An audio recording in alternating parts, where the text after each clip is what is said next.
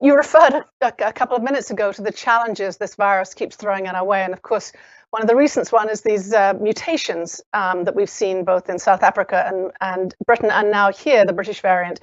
Um, we've heard about how that may lead to another surge, but tell us a lot about the science of these viruses. If there's more virus out there, if there's more transmission, could there be further mutations that actually lead to a form of this virus that is resistant to the PCR tests and to the vaccines? Well, this is an RNA virus, and we know that RNA viruses do change over time. When they're copying their instruction book, their RNA genome, they will make a misspelling in a place or two. Most of the time, those are deleterious, but occasionally that might be a change that gives that virus a bit of a selective advantage. And that's what we are seeing, it seems, in the UK and also in South Africa, where we have new spellings of the virus that seem to be able to outcompete the other viruses in the population and therefore emerge rather quickly and dominate what's happening, as you will now see in the UK, where this new variant has become from almost not known about in September to now dominating most of the cases.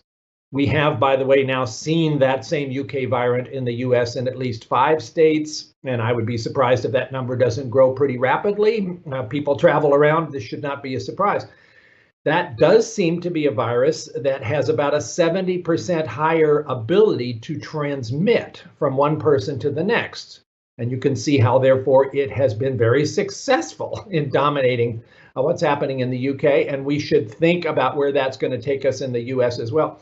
Fortunately, it doesn't seem to be more severe for people who get infected, but it just means there's more risk of more people getting infected. And we already have such an overloaded system in hospitals that we should worry about this.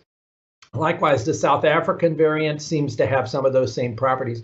So far, there does not seem to be any reason to believe that these variants would be those that people vaccinated would not be able to resist. So it would not expect that these are so different that the vaccine wouldn't work.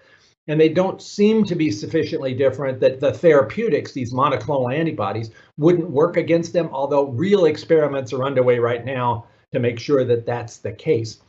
Is there a possibility downstream that a virus would emerge that is so different that the vaccine would no longer offer protection?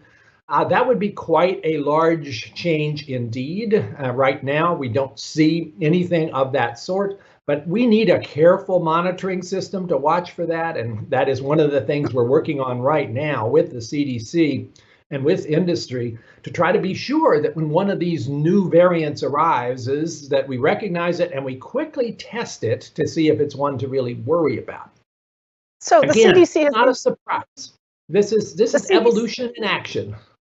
Right. The CDC has been playing catch up a little bit, I think, on sequencing, which has been further ahead in some other countries. Where does that stand now? Are we going to be able to be sure that we aren't having mutations that are spreading without us being aware of them?